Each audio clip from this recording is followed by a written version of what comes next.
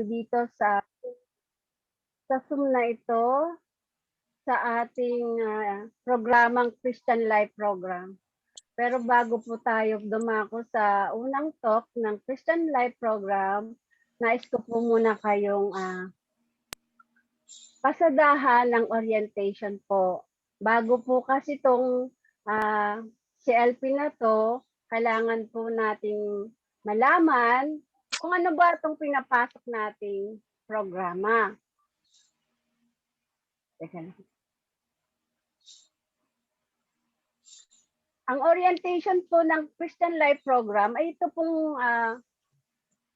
sa Handmaid of the Lord po, kasi po ang CFC and its ministry ay mga mag-asawahan sa Couples for Christ. Ang Handmaid of the Lord, mga kababaihan katulad po namin na may asawa, walang asawa, mga byuda, mga hiwalay sa asawa, o mga kababaihan na matandang dalaga. Huwag na natin sabing matandang dalaga, basta dalagang dalaga. At sa community ito ng CFC, ay meron ding mga kabataan na tinatawag na Singles for Christ, mga single pa na mga kababaihan at kalalakihan. At ang sumunod po ay servants of the Lord, yung mga kalalakihan po naman, mga katapat ng Handmaid of the Lord. Puro kalalakihan naman po yun. At ito naman pong Youth for Christ, yung pong mga kabataan natin na nagdadalaga, na papabinata. At ang pinakahuli po ay ang ating mga maliliit na anak o mga apo o kapatid na Kids for Christ. So ayan po ang community ng CFC Global. Couples for Christ Global. So ano po ba ang Christian Life Program? Ito po ay isang kurso na kung saan po ay aakayin ng bawat individual na magkaroon ng kaalaman, at ito po ay isang paraan ng panawagan ng Panginoon para sa bawat isa, na kung saan po ay matututo po tayo na malaman kung ano ba ang paanyayang ito ng Panginoon, ano ba ang gusto ng Panginoon para sa bawat isa, para po sa atin. Meron po ang CLP ito ng meron pong 12 magkakahiwalay na session na pangkaraniwang ginagawa ito ay lingguhan, o kung ngayon man ay Sabado, 12 Sabado. At ang bawat session po ay may 4 na module. Ang bawat session po ay may 3 bahagi na, halimbawa po, kung mag-umpisa po tayo ng Talk 1, may 3 po yan bahagi. Una po ay ang ating teaching, yung kung saan po ay aaralin natin yung talk, yung ating topic. At ang isa po ay groupings, kung saan po tayo ay mag-share ng ating mga natutunan o babahagi ang ating mga nalalaman. At ang panghuli po yung fellowship, kung saan po ay magkakaroon tayo ng ugnayan sa isa't isa. So, ano po ba ang layunin ng Christian Life Program? Ito po ay para akayin po tayo, yun nga po sabi ko, para akayin po tayo na matutunan po natin kung ano po ba ang dahilan bakit tayo ay tinatawag ng Panginoon na matuto sa kanyang mga salita. At para po sa pamilya, sa ating pamilya, para po maakay sa magandang relasyon natin sa bawat isa, sa mag-asawahan po, para po magkaroon ng pundasyon ng kanilang pagsasama, maging sentro po ng kanilang pamumuhay ang Panginoon, at doon din sa ating mga kasama sa bahay, sa buong pamilya po.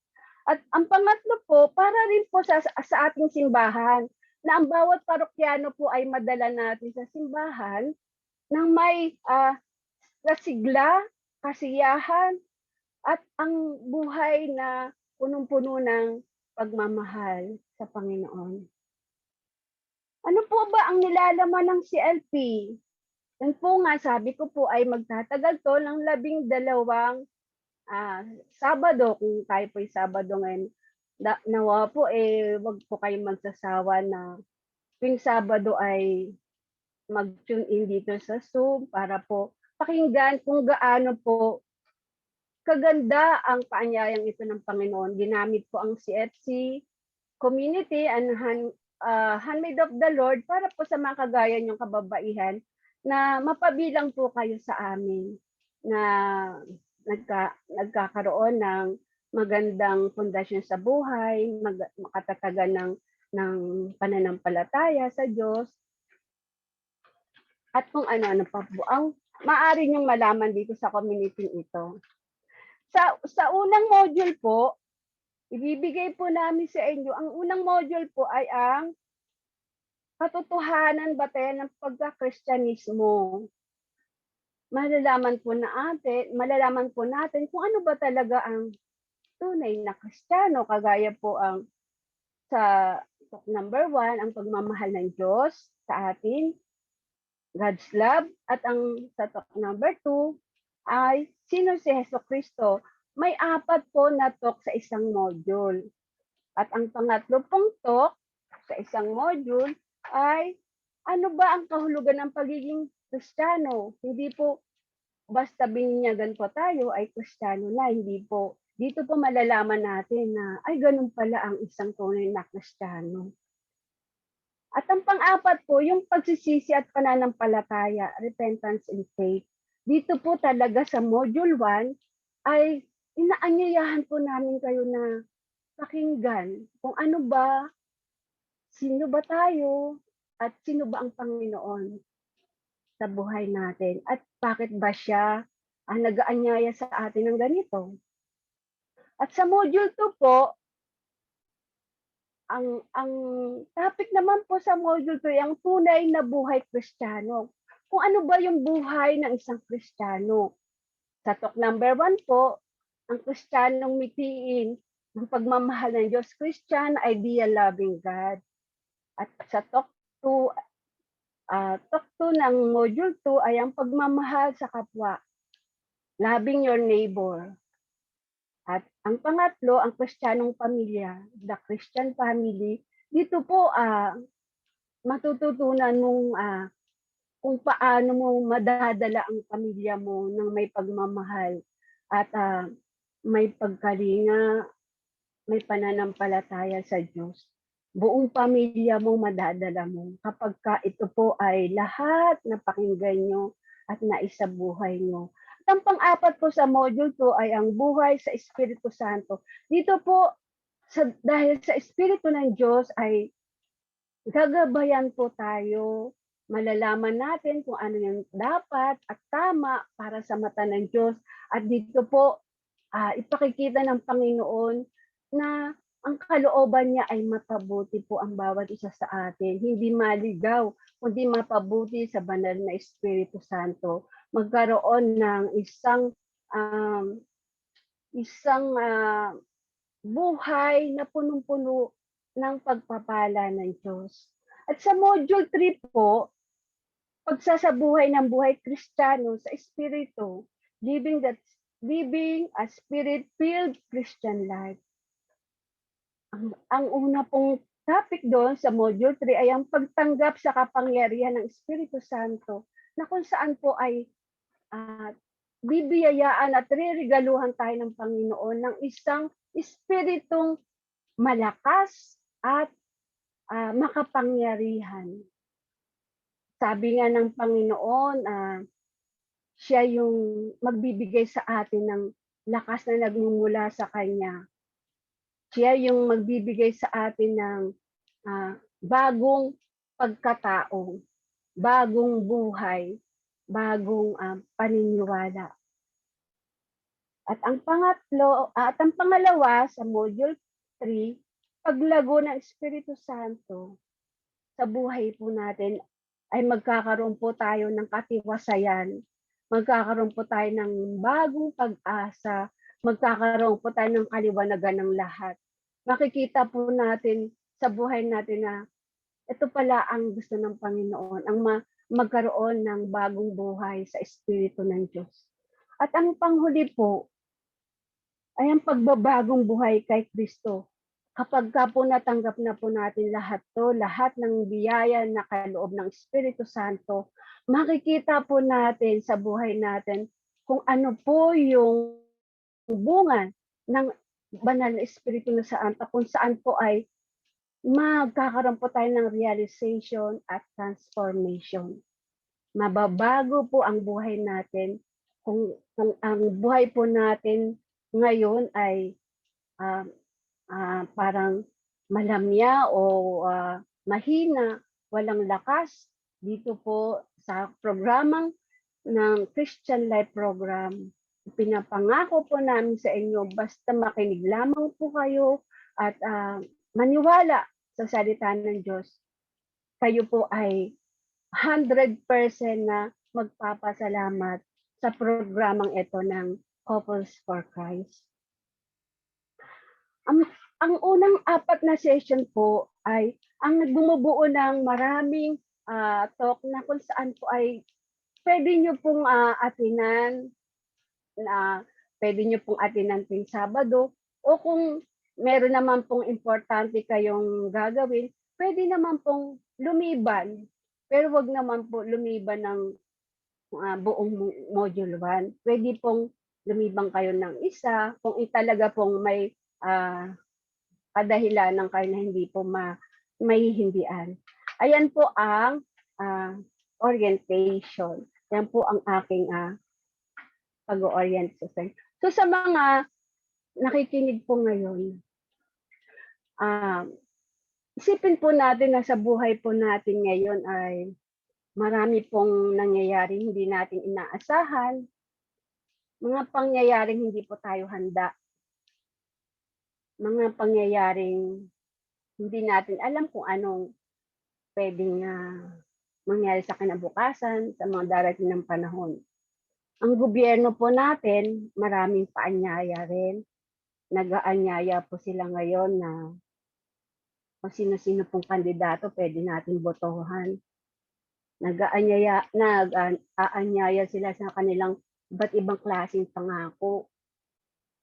Katulad po ng nakarang 6 na taon, isa na po tayong bumoto. At marami pong mga pangako ang ating gobyerno. Ngayon po, inaanyayahan po namin kayo sa pangako ng Panginoon ng buhay na kaligtasan. Nag-aanyaya po kami, ito po yung ayuda ng Panginoon na panghabang buhay. Ito po yung ayuda na hindi mauubos, hindi mawawala, at kailanman hindi masasayang. Hindi siya magiging sayang. Ang ayuda po ng gobyerno, 1-2 linggo, ubos na. Pero ang ayuda ng Panginoon, ipinapangako ko po sa inyo. Kami po na sa CFC Handmaid of the Lord ay umaani na ng patuloy na ayuda ng Panginoon. Amen po ba? Amen. Dadako na po tayo sa ating talk number 1 na ito po ay God's love. Pagmamahal ng Diyos. May tanong po pala kayo sa orientation. Baka po may gustong magtanong sa orientation.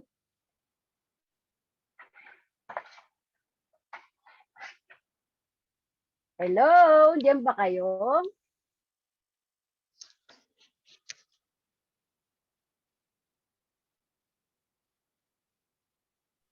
Nahiya po sila, sis. Huwag kayong mahiya. Alam nyo kung meron kayong dapat ikahiya, yun yung hindi magandang tanong. Pero ngayon, iniimbitahan ko pa kayo magtanong. Kahit anong tanong, kung kaya ko pong sagutin. May na po yung nagtatanong, di ba? Sabi nila, mas maganda yung nagtatanong kaysa walang nagtatanong. Huwag po kayong mahiya. Wala po. Okay. Ayaw nyo ha. O sige, God's love, pagmamahal ng Diyos sa ating lahat. Sa pasimula, pinakita yung aking family. Yan po yung aking, dati po ilan lang kami diyan eh. Dati po ako, nanay ko, anak ko. Ngayon po dumami kami dahil sa biyaya ng Panginoon yan. Kasi once po na mahal ka ng Panginoon at mahal mo rin ng Panginoon, ibibigay niya ang mga taong tunay at dapat na nagmamahal at mamahalin ka, mamahalin mo rin. Yun ay walang ibang iyong pamilya. Yan po, ito po yung naka-red stripe. Yan po yung ate ko na 43 years pong nawala. Pero nagbalik po siya sa panalangin ko po na walang humpay na magbalik ang kapatid ko nawawala, kaya binigay po ni Lord. Ayan po. Ang mga nagagandahan kong apo rin, ayan, malalaki na sila. At yung nanay ko po pala, yung katabi ko na nakamaroon, 99 years old na po siya. Sa biyaya rin ng Panginoon, pinagpapasalamat ko na wala po siyang ibang serious illness, kundi yung pagiging, yung edad lang niya dahil malabo ng, wala na siya nakikita. Pero still, my mother is strong and healthy. And praise God. Okay po, dako na po tayo sa God's love. Ito po, sabi, ang pagmamahal daw ay hindi matatawag na pagmamahal kung hindi ka nagbabahagi. Ang Panginoon, dahil sa kanyang pagmamahal sa atin, ay nagbahagi siya ng lahat ng kanyang nilikha dito sa mundo. Di po ba, alam naman po natin na nilikha ng Diyos ang langit at lupa. Alam na po natin yan. Lahat ng lamang dagat, lahat ng nasa himpapawid, nilikha rin ng Panginoon ang kabundukan, kalupaan, ang mga pananim, mga puno, mga hayop, at ang nilikha ng Panginoon sa ikalimang araw ay ang tao. So ano po sabi ng Panginoon? Ang lahat ng kanyang nilikha ay maganda. Napakabuti. At dahil sa pagmamahal ng Panginoon, naglikha siya sa atin ng mga bagay na ating pag-iingatan. Sabi nga, ibinigay ng Panginoon ang lahat ng kanyang nilikha para po tayo ang mag-ingat. Gaya po ng ating kapaligiran na ating pong iniingatan. Binigay ng Panginoon ang tao para sa isa't isa, para po tayo may kasama. So sa pagmamahal po ng Panginoon, na lumikha po siya. Nilikha niya po si Adan at si Eva. At doon po, dahil sa pagmamahal ng Panginoon, dinala sila sa isang halamanan na kung saan po ay binibigyan sila ng laya na mamuhay. Alam na po natin ang istorya ni Adan at Eva po, di ba? Na si Adan ang unang nilikha ng Diyos at si Eva ay hinugot sa tadyang ni Adan. Kaya po nagkaroon ng babae. At dahil po, di ba, sa pagkakasala nilang dalawa na kumain ng prutas, sa halamanan sila po ay pinaalis ng Panginoon. Pero, ganun pa man, kahit pinaalis sila ng Panginoon, sa halamanan, ng puno-puno ng pagkain, lahat ng biyaya na para sa tao, ay hindi pa rin sila pinabayaan ng Diyos. Binigyan pa rin sila ng kasuotan sa pagiging hubad nila. At nakita ng Panginoon na tayo bilang mga tao ang may kapangyarihan na mangalaga sa mga bagay na kanyang nilikha. Di po ba, nung kalimang araw, pagkalikha sa tao, ay pinaalis na nga po sila Adan at si Eva. At lumikha naman po ang Panginoon ng isang, sa ika-6 na araw nilikha ng Diyos ang lalaki at babae. Pagkatapos po ng likhain ng lalaki at babae, pinagmasdan po tayo ng Panginoon na napakabuti at napakaganda. Sa Genesis 1, chapter 1, verse 31 po, mababasa niyo po kung paano nilikha ng Panginoon ang tao. At sa Genesis chapter 10, verse 12 to 25, ay kung paano nilikha rin ng Panginoon sa 5 araw ang mga magaganda at mabubuti niyang gawa.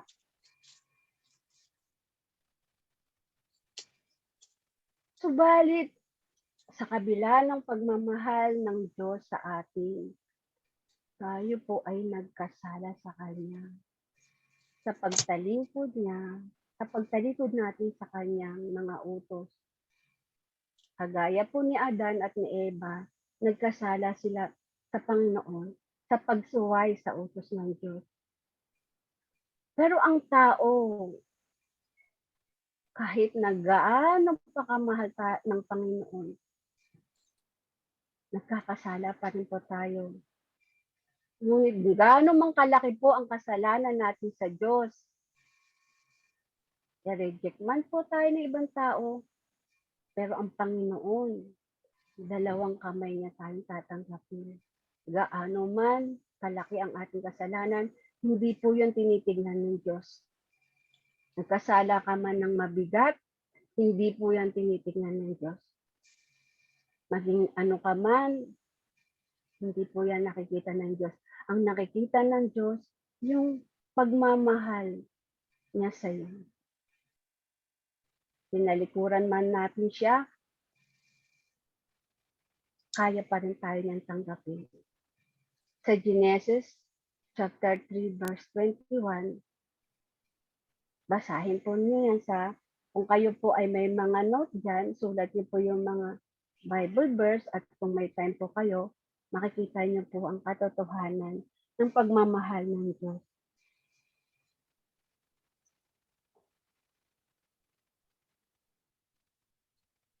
At kung mababasa po natin ang prodigal son, kung saan ang isang ama na nagmahal sa kanyang mga anak, sa kanyang 2 anak, sa prodigal son po, ang bunsong anak po ay hiningi yung mana niya sa kanyang ama kahit buhay pa. Sinabi niya na kung pwedeng kunin niya na ng advance yung mamanahin niya. At yun ay ibinigay ng ama sa kanya. Ibinigay ng ama ang lahat ng mamanahin ng kanyang bunsong anak. At ang bunsong anak ay ng ibang bayan. Dala-dala yung yaman na minana niya sa kanyang ama kahit buhay pa po yung ama niya ha. Yan po yung maalibughang anak. Ngayon po itong si bunsong anak ay nagpakasawa, liwaliw sa buhay dahil na marami na siyang pera. Gumastos siya ng walang humpay hanggang ito po ay naubos. At nang maubos po yung minano niya, namasukan po siya sa isang naging trabahador po siya, namasukan na po siya dahil wala na po siyang pera eh. Hindi na po siya makakain. Pumasok po siya sa isang bilang mag-aalaga at magpapakain ng baboyan, sa baboyan po. At doon napagtanto niya na bakit ba siya nahihirapan, bakit ba siya nagpapakain ng baboy? Bakit ba siya halos kainin na lang din niya yung pagkain ng baboy? Dahil naisip niya doon sa kaharian ng kanyang ama, sa tahanan ng kanyang ama, ay masagana siya. Masarap ang mga kinakain niya at hindi siya ganyang kahirap, hindi siya mag-aalaga ng baboyan. Dahil sa kanyang mga naisip, gumawa siya ng isang dahilan dahil gusto niyang bumalik sa kanyang ama. Ang sabi niya, babalik ako sa aking ama at hihingi ng tawad. Aaminin ko na ako'y nagkasala, na ako'y hindi karapat-dapat na ituring na anak dahil sa aking mga ginawa. So ngayon, habang ang kanyang ama naman ay alalang-alala rin sa kanyang pagkawala. At ang ama ay naghihintay sa kanyang bunsong anak sa pagbabalik nito. Walang ginawa ang ama kundi tanawin ang daan pabalik sa kanyang bahay kung naroon na ba yung kanyang anak na bunso na nawala ng mahabang panahon dahil gaano man kabigat o gaano man nagkasala o nagkamali ang kanyang anak ay dalawang kamay pa rin niyang tatanggapin ito para bumalik. At ngayon, nung nakabalik na nga po ang bunsong anak, alam niyo po ba na ang sabi po niya, gusto niya pong magsalita para humingi ng tawad. Pero po ang ama, hindi na po siya binigyan ng pagkakataon na magsalita, kundi niyakap at sinabihan ng anak ay wala siyang dapat na sabihin, lahat ay tinatanggap ng ama, pinapatawad ko ano man ang mga naging kasalanan nito, kundi masaya ang ama sa pagbabalik ng anak. At inutusan ng ama ang kanyang mga alagad na bigyan niyo ang aking nawawalang anak na ngayon ay nagbalik na. Bigyan niyo siya ng singsing, suotan niyo kanyang mga paa ng sandals, dahil nga ang kanyang anak ay gusgusin nang nagbalik sa kanya, at bigyan niyo ng marangyang damit. Suotan niyo ng marangyang damit at magkatay kayo, paghandaan natin ang aking anak na ito ng masaganang pagkain. Magkatay kayo ng mga matatabang guya, masaganang pagkain, masaganang pagsalubong, parang piyesta ang paghahanda ng kanyang ama sa pagbabalik ng anak na alibugha. Pero ang kanyang anak na panganay ay galit na galit. Galit na galit sa kanyang kapatid na nagbalik. At ang sabi niya sa kanyang ama, ako itong anak mo na hindi umiwan sa iyo, na nanatili sa piling mo, sumunod sa lahat ng utos mo. Tumalima ako sa iyo, pero bakit hindi mo ako man lang pinaghandaan ng ganito karangya? Po ba? Ano po ba yung nararamdaman ng anak na panganay? Di po ba naiinggit po siya sa isang para sa kanya ay walang kwentang anak kasi inuna pa yung magpasasa sa yaman, at nung maubos na ang yaman, nagbalik dahil wala nang natira. So ang ama, anong sabi ng ama? Lahat ng yaman ko ay yaman mo rin. Ang iyong kapatid na matagal na nawala ay ako'y natutuwa. Di ba kinakalma ng ama ang panganay na anak? Dahil nandyan lang naman siya, hindi siya kagaya ng bunsong anak na pasaway. Hindi siya kagaya ng bunsong anak na kailangan na unawain, kailangan na bigyan ng pagmamahal. Tayo po sa buhay natin, kailangan din natin ng pagmamahal ng isang ama. Pagmamahal ng isang ama na ano man po ang ginawa natin pagtalikod sa kanya, ay nandiyan pa rin para siya sa atin. So ang pagmamahal ng Diyos ay nagpapatawad. Ang pagmamahal din ng Diyos ay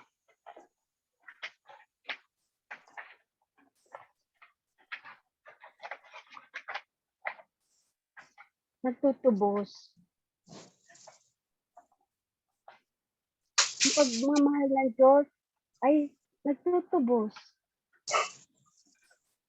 Tinutubos ng Diyos ang lahat ng ating mga kasalanan.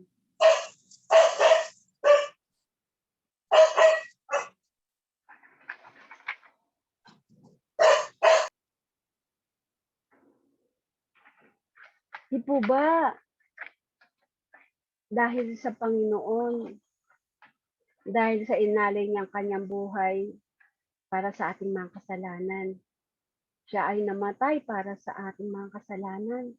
Tinubos ng Panginoon yung ating mga pagkakasala sa buhay na ito. At hanggang sa kasalukuyan, nagtutubos pa rin ng Panginoon. Kung ano yung ginagawa ng Panginoon noon at magpahanggang ngayon, patuloy po siyang nagmamahal, nagtutubos sa ating mga kasalanan. Ano po ba ang hindi magagawa ng isang ama sa minamahal niyang anak? Higit na mahalaga tayo sa lahat ng kanyang nilikha, higit tayong mahalaga. Higit tayong mahalaga na kawangis niya. Na nilikha niya tayong kawangis niya. Sabi nga, kahit pa natin siya talikuran, patuloy pa rin siyang maghihintay po sa ating pagbabalik. Pagbabalik na sa atin nakasalalay kasi binigyan po tayo ng Panginoon ng kalayaan na magdesisyon kung kailan tayo magbabalik sa Diyos. Yung pagbabalik na hindi tayo aalis. Yung pagbabalik na si Lord na lang talaga yung ating mamahalin, hindi na iiwan.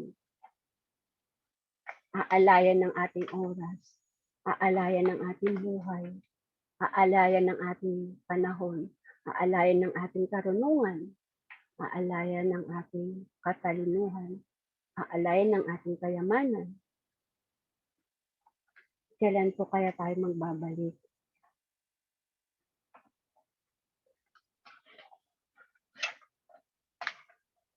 To share ko lang po sa inyo. Sa God's love po, mararamdaman lang natin ang pagmamahal ng Panginoon kung bubuksan po natin yung ating mga puso. Kasi minsan po, hindi tayo nakakaramdam ng pagmamahal ng Diyos kapag sarado po yung ating mga puso. Bukas ang ating isip, pero sarado po yung ating puso. Ang mangungusap po sa atin at sa Panginoon ay ang ating puso. Sabi nga ng Panginoon, kumakatok po siya sa atin. Buksan po natin ating puso. Nakatago lang po siya dyan. Nag-aantay. O ano man po yung iniisip natin na hadlang para hindi natin makita at maramdaman ng Diyos. Yun po ay ang nakikita natin ang mundo na ating ginagalawan, ng punong-puno ng kaaliwan, kaalwahan, kasiyahan, kasalanan, kamunduhan. Nung ako po ay nag-join sa CLP, ako po ay punong-puno ng kaalwahan, kaaliwan, kamunduhan. Kaya po hindi ko naramdaman noon sa buhay ko ang pagmamahal ng Diyos. Sa pagmamahal ng Diyos, na unti-unti ko na pong nakita dito sa CLP, sa programang ito, nakita ko po na napakabuti pala ng Diyos. At napakapalad ko pala. Kasi sa kabila ng mga nakasalanan kong nagawa, hindi ko akalain na may isang tao palang naghahantay sa akin. May isang tao palang nakikita lahat ng nangyayari sa buhay ko. May isang tao palang nagpapahalaga sa akin. Hindi mo makikita yung pagmamahal na yon dahil sarado ako nun . Sarado ako. Sarado sa kamunduhan. Hindi ko nakita na siya pala yung aking tagapagligtas, na siya pala yung aking manggagamot, na siya pala yung aking provider, na siya rin pala yung taong walang tinitignan, walang hinihinging kapalit sa pagmamahal na iaalay niya sa'yo. Napakasarap damhin yung pagmamahal na walang hanggan. Ilang beses ko man siyang tinalikuran, ramdam ko pa rin na gusto pa rin niya ako magbalik sa kanya. Kahit ilang beses na ako nagkasala.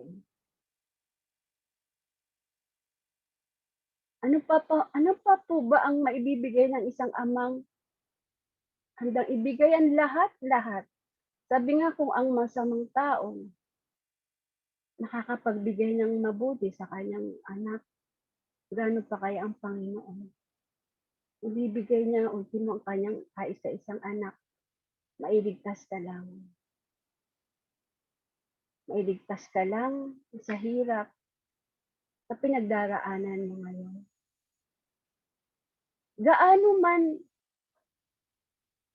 man kabigat kung meron man kayong pinagdadaanan ngayon. Hindi natin makikita ang solusyon sa kapwa-tao, kundi sa Panginoon. Kami ginagamit lang ng Panginoong instrumento rito.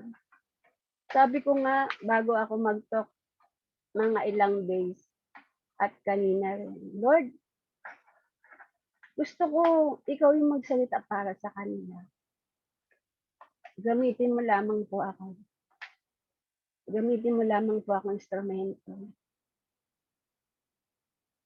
Kung titignan po natin ang Panginoon na nakapako sa krus, ako sabi ko nung ikaw na,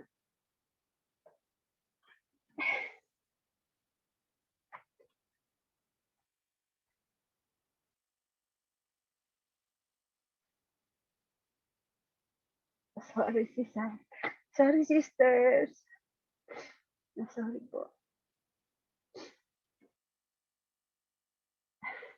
Nung, di ba po nung sa lumang buhay po natin, sa lumang buhay ko po kasi, madalas ko naman talaga nakikita ang krus. Kagaya nito, makikita mo lang sa ordinaryo pagka wala ka sa Diyos eh. Makikita mo lang ang krus na ganun lang. Ewan ko ba bakit ako umiiyak?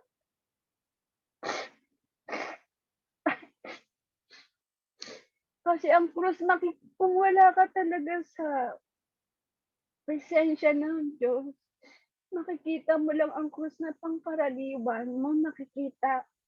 Pero kung pagninilayan mo, bakit siya nakapako sa krus? Yun ay dahil sa'yo, dahil sa mga kasalanan ko. Dahil sa mga kasalanan ko, pinagtiisan niya lahat ng hagupit, lahat ng masasakit na salita, lahat ng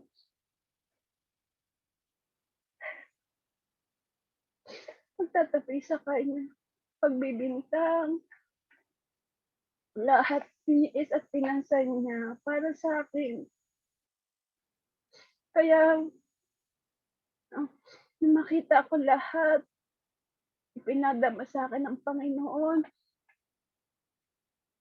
kano niya ako kamahal. Doon ko na unti-unting natutunang mahalin din siya. Kasi yun lang kailangan niya. Mahalin din siya. At sabi nga,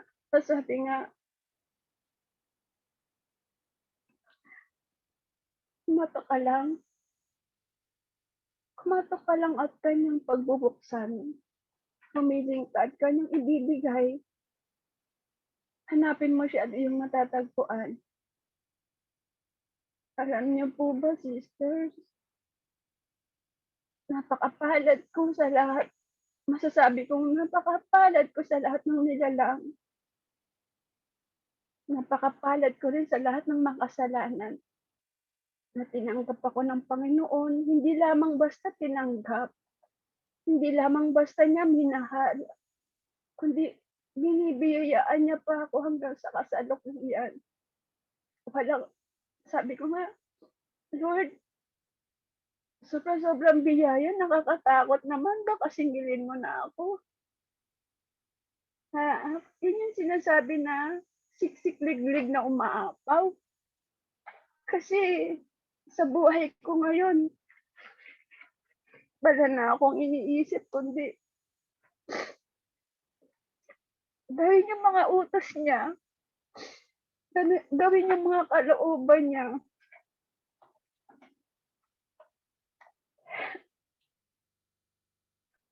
Although mahirap, pero sa gabay ng banal na Espiritu Santo, naniniwala ako na kahit sa maliit na bagay, sabi nga ni Mother Teresa ng Calcutta, may papakita mo lamang ang pagmamahal mo sa maliit na bagay. Sa maliit na bagay, hindi mo kailangang gumawa ng malaking bagay. Dahil ang lahat nag-uumpisa naman talaga sa maliit. Kaya, ano bang hindi natin kayang gawin? Kung yun ang paanyaya ng Panginoon, at magmahal ka, mahalin mo ang higit ng higit sa lahat ang Panginoon. Sabi niya, di ba, sa utos niya, mahalin mo ako ng buong mong puso, buong mong lakas, buong mong kaluluwa. So, kung mararamdaman po natin yung Panginoon sa buhay natin, tulad ng Diyos, wala rin tayong kayang gawin para sa Kanya. Nilikha niya tayong may puso kompleto, perpekto, nilikha tayo ng Diyos na perpekto, although tayo may mga free will na binigay ng Diyos, talagang minananan natin yung pagiging mapasaway, pagiging makasalanan.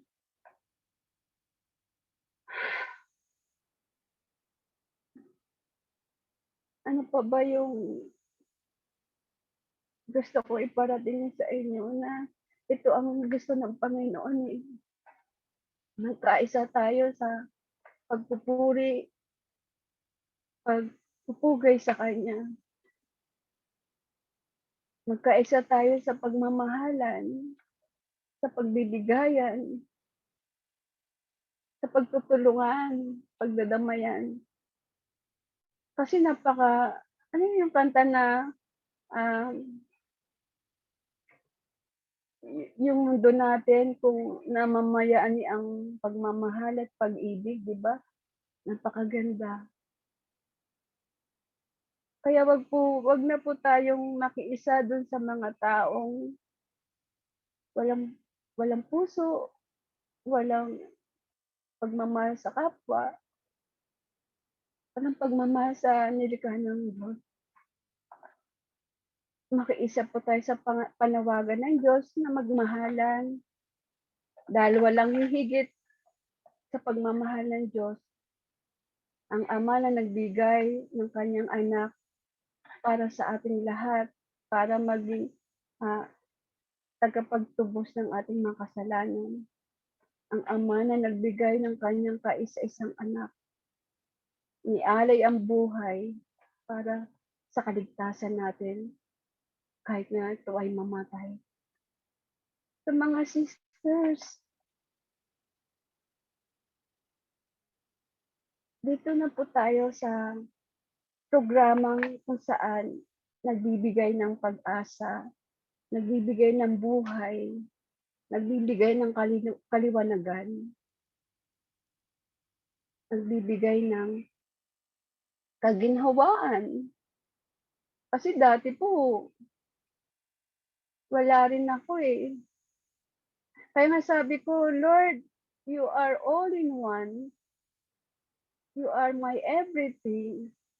Kasi kung ano yung pinagdarasal ko,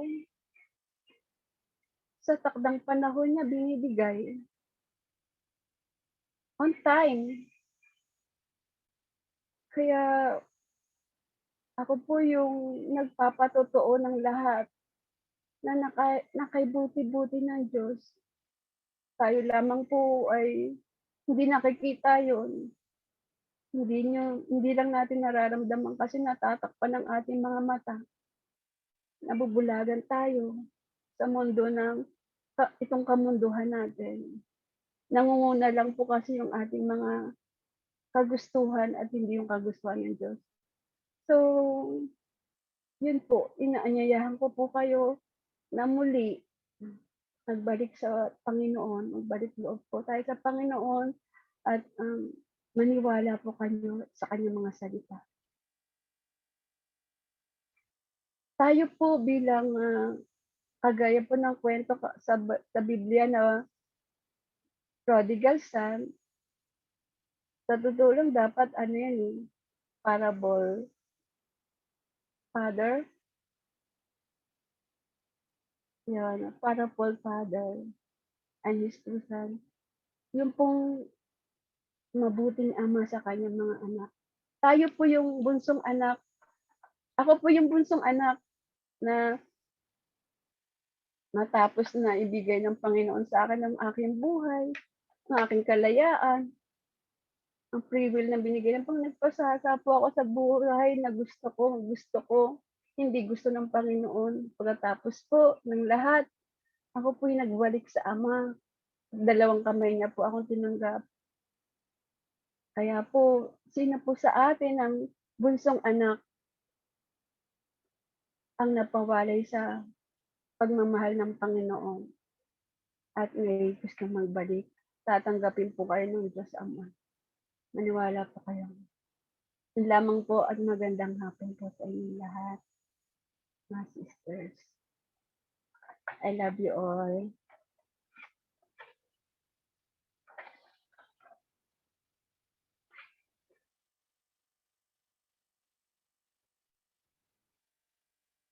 May mga tanong po kayo?